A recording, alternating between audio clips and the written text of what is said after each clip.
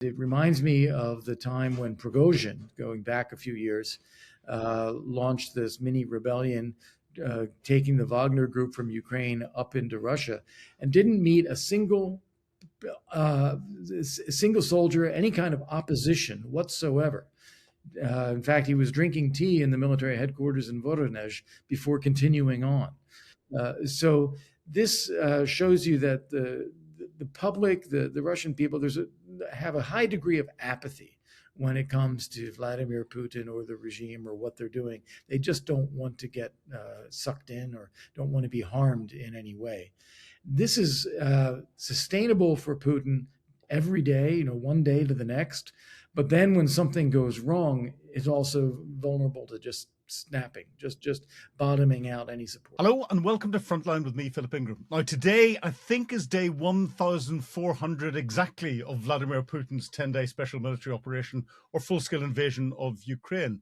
And I want to have a little look at what's going on in the diplomatic circle. So we're very fortunate to have former US Ambassador Kurt Volker speaking to us. As I said, he's a former US Ambassador, distinguished fellow at the Center for European Policy Analysis, a senior international advisor with the BGR Group, and an old friend of the show. Ambassador, welcome back to Frontline. Thank you so much, Philip. Great to be with you. Now, there's lots going on. You've got a sort of unique perspective as someone who understands the Trumpian approach to negotiations, whilst remaining a staunch advocate for Ukrainian sovereignty. What's going on with the current peace plan? Well, we keep going through this circle of activity where the U.S. puts some pressure on Ukraine as the party that, as President Trump says, doesn't have the cards, says they have to accept something. And then we hammer that out in a way that is actually more reasonable. We come up with something that would be a reasonable settlement. We present that to the Russians, who say, "Niet, niet, niet, not going to do that." And then we go back and do it all over again. And I think we've seen, 3 or 4 cycles of this during the course of the year. And we seem to be in another one right now, except they're in proximity talks now in Florida, where you have the Russians meeting with the Americans one space, and then the Europeans and Ukrainians meeting with the US in another, and everybody claiming that they're making great progress, when what we can see with our own eyes is that Vladimir Putin has not changed his position one iota.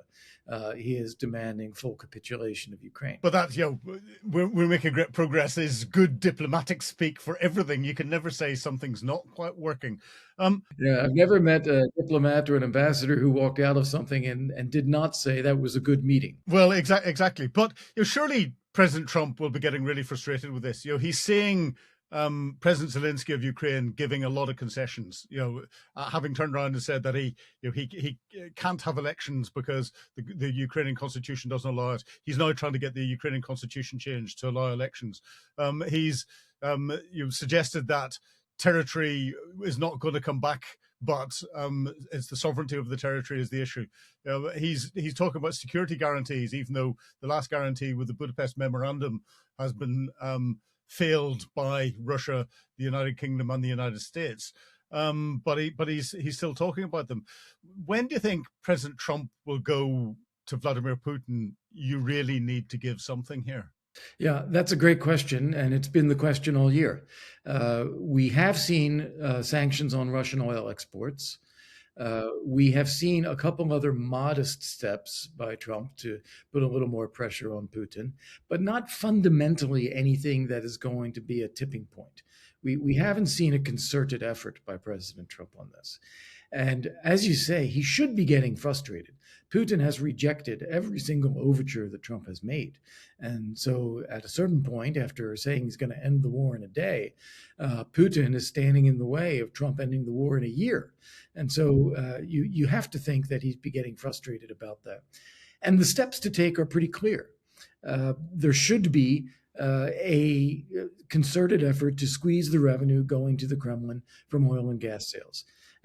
As I said, we've put sanctions on Russian oil. There have been sanctions on Russian gas.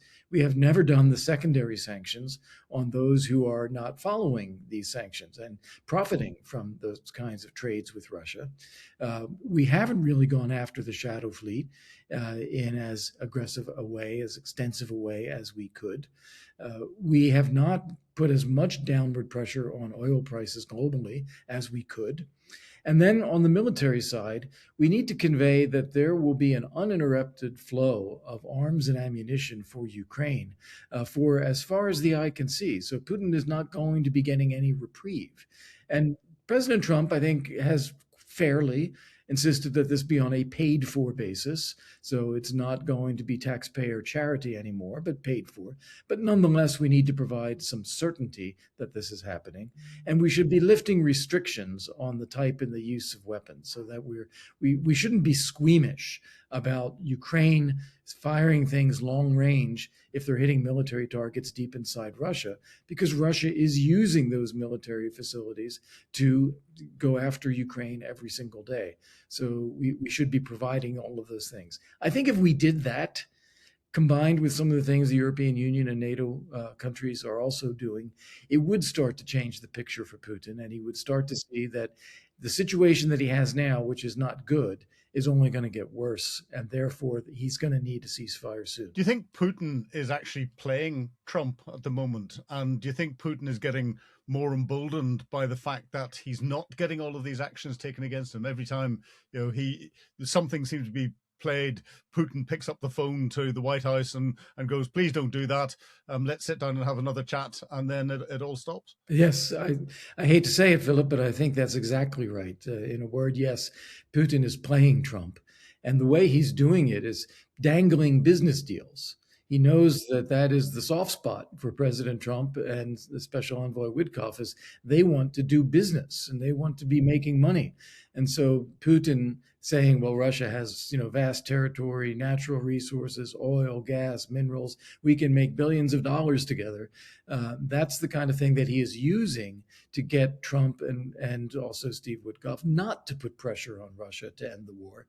And so it just keeps going around in these circles. Well, it's interesting you brought Steve Witkoff up in there. Is he part of the problem? We have a sort of dynamic going on between Witkoff, Kushner, who we saw at the last set of talks and seems to have got himself involved in there, and then Marco Rubio, who, as the Secretary of State, it's his responsibility to do foreign affairs and to work all of this out. And certainly whenever I look at the body language when they're all together, it's not a happy team. Yeah. Yes, it would be interesting to get a body language expert on your show and really explore what we're seeing there. But it does seem to the naked eye that there's a lot of discomfort there. But here's how I would describe what I think is happening. First off, it's a misnomer to speak of a Trump administration. There is President Trump. President Trump is running his show. He is making all the decisions. He decides which way he wants to go and when. And sometimes it is very much leaning towards Russia. Sometimes it's putting some pressure on Ukraine. Sometimes it's taking some pressure off of Ukraine. Sometimes it's making a mess. Sometimes it's cleaning up a mess. But President Trump is deciding what to do. And in that, he has a very loyal friend, Steve Witkoff, who he has assigned to talk to the Russians. And he thinks that this is a friendly face toward the Russians. He thinks that they can talk business and talk about how to make a deal. And so he finds that very useful. But what has happened a couple of times now, both before the Alaska summit and then again with this 28-point plan, is Witkoff doesn't actually know the issues, thinks that Kirill Dmitriev is a friend and is reasonable, puts together things that are not reflecting the reality of what Putin wants to do. And as a result of that, it creates an uproar in Ukraine, in Europe, and an impasse in any kind of negotiations. So Trump then sends Rubio to go fix it. And he's done that a few times. And he's had Rubio talk to Lavrov and say, what's the real deal? What do we want? Then they cancel the Budapest summit. He has Rubio go to Geneva and meet with Europeans and Ukrainians to fix the 28-point plan into something that's workable. Now he has this triumvirate, really, of Rubio being kind of the cleaner upper, Witkoff being the ambitious, let's go make a deal. And then it seems to have brought in his son-in-law, Jared Kushner, to provide a little oversight of this so it doesn't get too far off the rails. Well, yes, interesting. And we're also getting reports, and I don't know how true these are or not, but Steve Witkoff is not getting proper briefings from the CIA. He's turning those down. He's not bringing in his own interpreters. He's relying on the Kremlin interpreters. He's sitting down almost one-on-one in the devil's lair with one of the most wily old intelligence officers that we've seen in the international diplomatic circuit, with Vladimir Putin sitting there knowing how to play things, backed by another very strong Riley player, Lavrov. Is Witkoff up to it? Well, I think he has one fundamental misperception, which is that Putin, or Putin under Russia, is a partner. We can work with them. And that is simply not the case.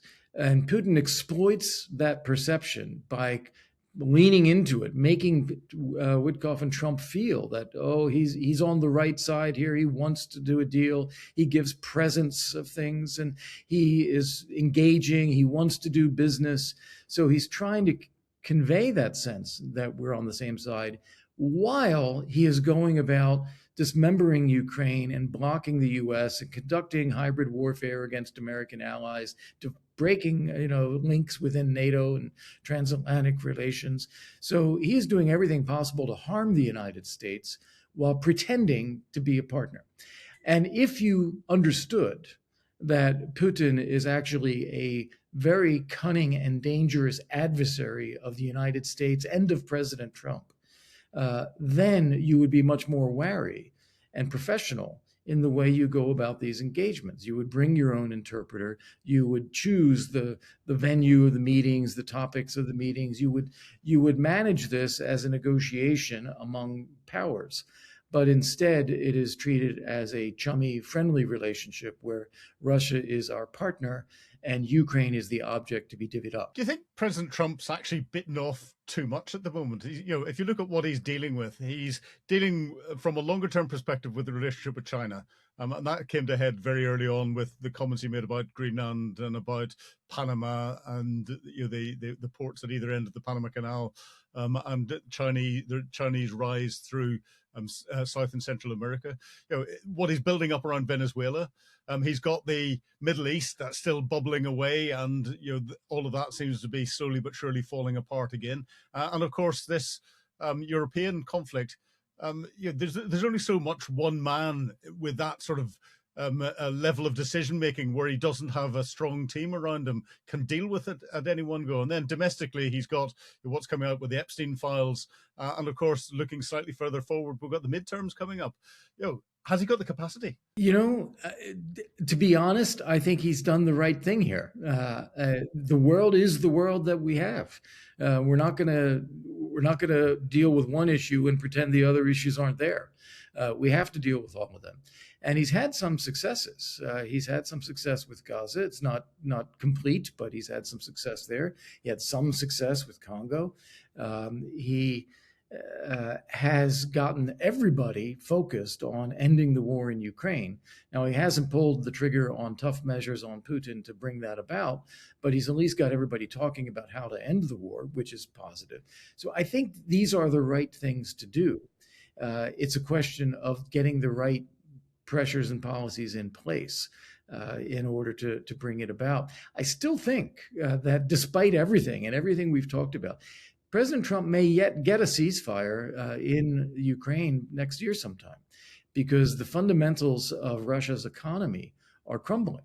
The finances for the Kremlin budget, the finances for the military, inflation, interest rates, labor shortages, lack of economic growth, you name it. There's a number of things that are not working in Russia's economy now. And Putin, though he puts on a brave face of unlimited strength, actually knows that this is the case. His economic advisors seem to be more honest than his military advisors. And so he is aware that this is a situation. He just thinks that he can ride it out and outlast the U.S. and the West in Ukraine. But if we can demonstrate that's wrong, we may yet end up with a ceasefire next year. And Trump could hasten that, or he could delay it. But I think it may be heading that direction, and Trump would get the credit. Yeah, well, the other thing that President Trump has done is he's brought the European leaders and the European elements of NATO together in a way that they haven't been beforehand, and started to wake them up to stand up to their own responsibilities. Do you think, when history is written and looks back on Trump's time, actually his slightly off the wall tactics that he's using are actually going to be looked at favorably, and people will say, in reality, you did achieve things in a very unconventional way, but you did achieve things? Yeah, I don't think the tactics will ever be looked at favorably, but I think they may look at President Trump as having been effective, because what he has done is effectively strengthen NATO by getting countries to spend 5% of GDP on defense and take more responsibility themselves rather than just waiting for the United States. So that is actually, as you say, it has cemented Europe a bit in ways that were not done before. So I think that is positive. And I think in a lot of other ways, you'll see that there were accomplishments. It was just by very unconventional and even sometimes what some would describe as vulgar means, but it has actually produced some results. One other thing, you mentioned historians, and it's always something I think about, but I think historians will have a very interesting time comparing President Obama and President Trump, because they come from very different political backgrounds and philosophies, and yet many of the things they are doing are similar. It was President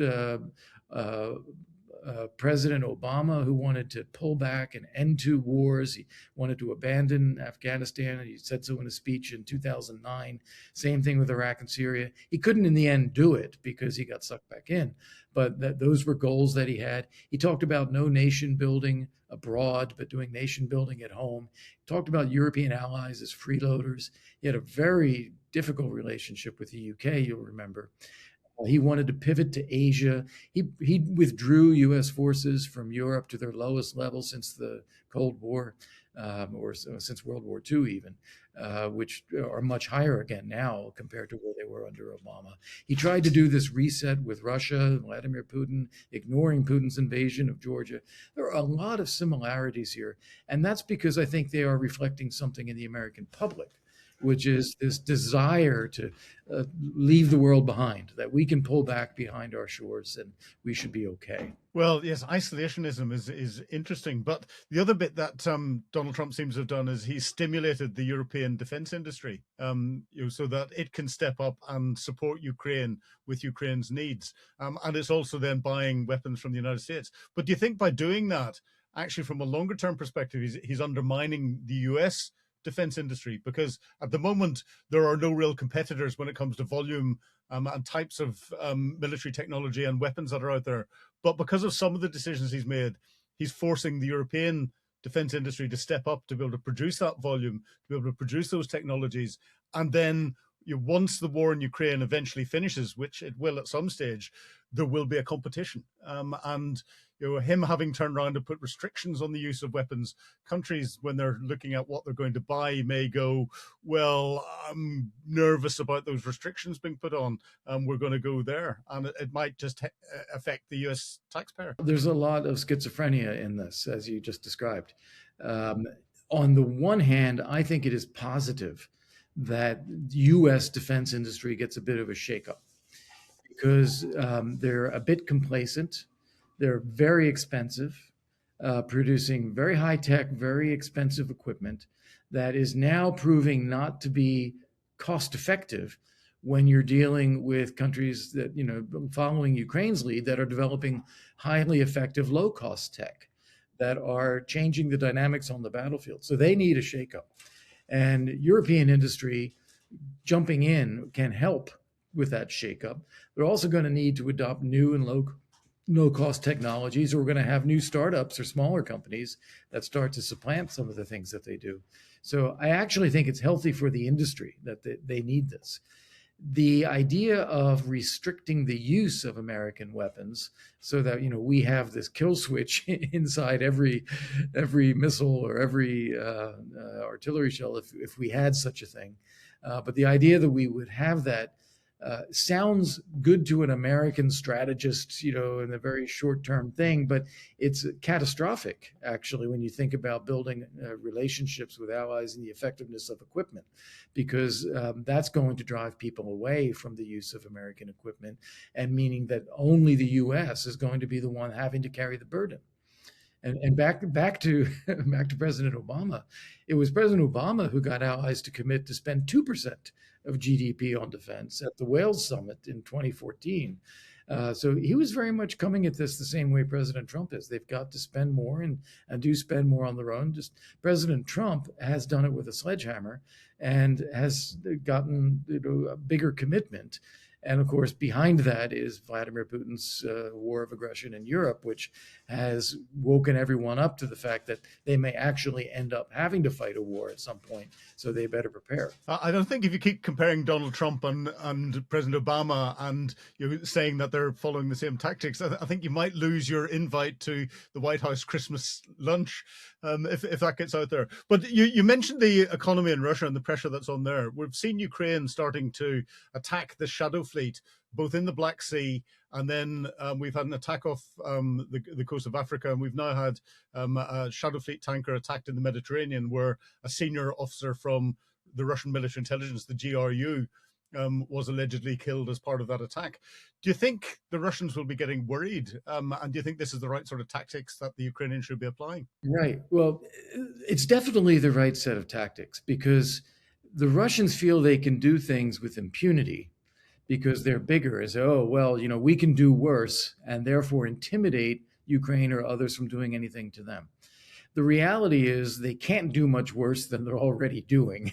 And putting some pressure on them does cause them to have to adjust. And so I think what Ukraine is doing by going after these tankers is exactly the right thing to do. I wish the Europeans were a bit more aggressive on this as well. Not a single one of these meets any environmental standards. They're also not honestly declaring who they are and what they're doing.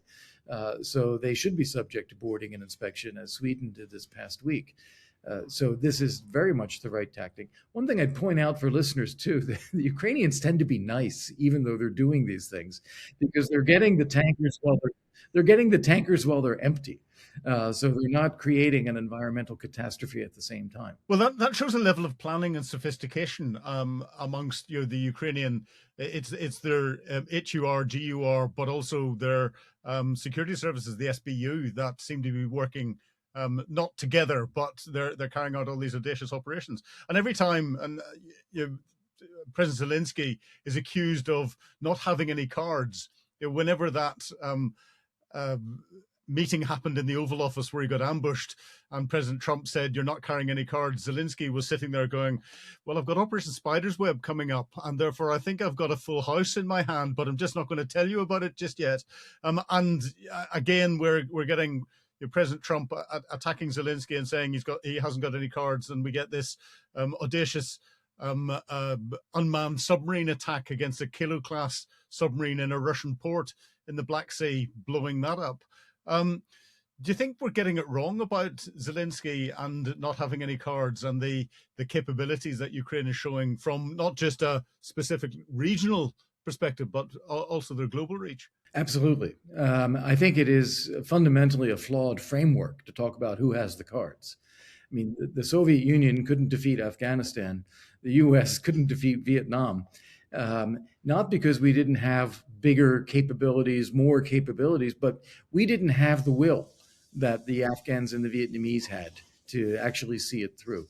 And that's the biggest card that President Zelensky has, is the will of the Ukrainian people not to be subjugated. Whereas Russia is pressing people into service, or giving them huge signing bonuses, knowing that they're going to be killed, which go to their families. This is not a motivated military, and it is not one that people can feel proud of serving their leadership.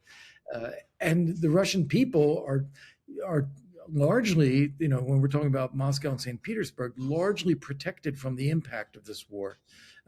So that tells you that Putin knows if they were not protected, it would not be popular. And he is trying to do everything possible to maintain the political stability inside Russia to allow him to continue the war. So I think that this is one of the tremendous advantages that Ukraine has, is the will of the Ukrainian people. Then they also have a lot of other advantages too. That are maybe not unique. Russia also has natural resources, energy, talented people, and so forth. But Ukraine seems to be much more able to mobilize them effectively.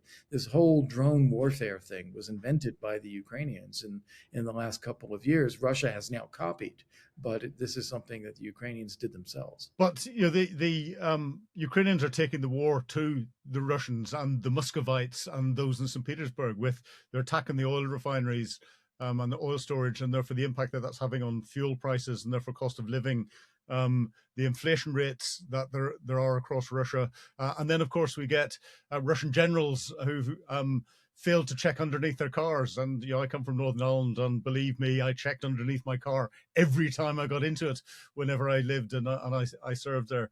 Do you think the Russian people are going to start to recognize what is going on, and that will start to put real pressure on Vladimir Putin? Well, honestly, I think they do recognize it already. When you talk about inflation and gas shortages and mysterious, blowing up of factories here and there, I think they know it already, but they don't feel they can do anything about it.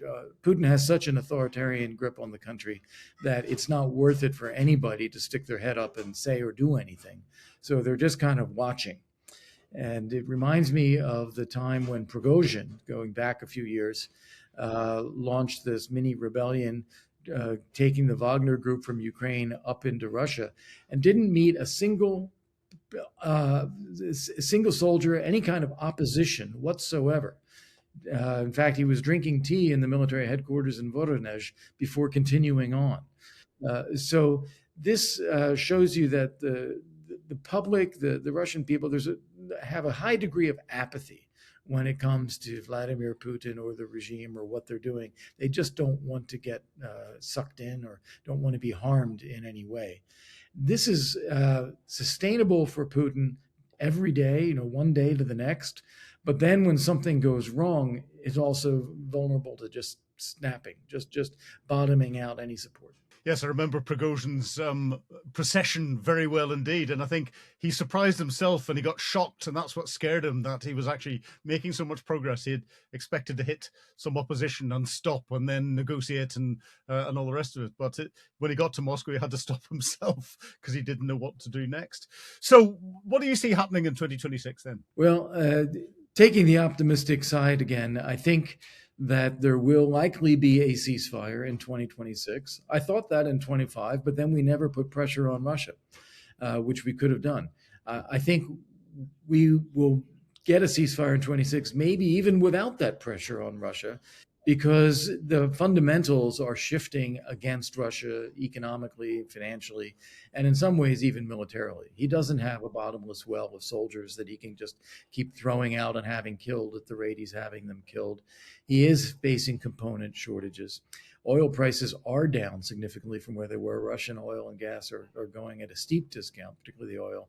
So this is going to have an impact. And I think if we can just demonstrate sustainability of Ukraine, the military and the economic support for Ukraine are not going away, I think we can get a ceasefire.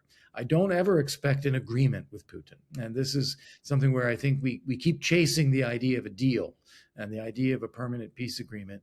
I don't think that'll ever happen, because Putin will never back away from his maximalist demands of subjugating Ukraine, claiming there's no Ukrainian people, no Ukrainian language. It's all confused Russians that have been brainwashed by the West, and he needs to control everything. And that'll never be acceptable to the Ukrainian people. But do you think Putin will then use that ceasefire time to rearm, re-equip, and come ready back to take another salami slice away? Yeah, absolutely. Of course he will do that. And that's the challenge for Ukraine and the West, is also to use that time of a ceasefire to make Ukraine more and more resilient, tougher, stronger militarily, stronger economically, joining the European Union, harden that ceasefire line, do everything possible to make it difficult for Putin so that he is deterred from those future attacks. The name of the game here is not going to be peace per se. It's going to be deterrent. Well, on that note, I can't work out whether it's depressing or whether it's more positive. If there's a ceasefire comes and the killing stops, I'll take that as a positive. But Ambassador Kurt Volker, thank you very much indeed for talking to me today on Times Radio Frontline. It's a pleasure, Philip. Thank you. You've been watching Frontline with me, Philip Ingram. If you'd like access to exclusive content, please subscribe to Times Radio membership and watch us on YouTube. But you can now get us as a podcast wherever you get your podcasts from. And don't forget, you can also listen to Times Radio for the latest updates on global affairs and read about them at thetimes.com.